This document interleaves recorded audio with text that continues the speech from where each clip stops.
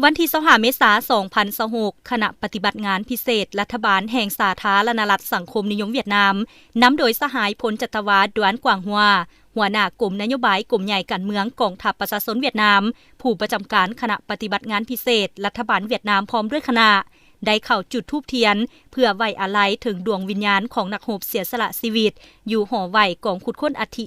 589กองบัญชาการทหารแขวงกวางจีประจำแขวงขมวนมีสหายพันเอกพรมีไซศรีวงซ้ำหัวหน้ากลุ่มนโยบายกลุ่มใหญ่การเมืองกองทัพห้องหัวหน้าคณะปฏิบัติงานพิเศษรัฐบาลลาวพร้อมด้วยภาคส่วนที่เกี่ยวข้องเข้าร่วม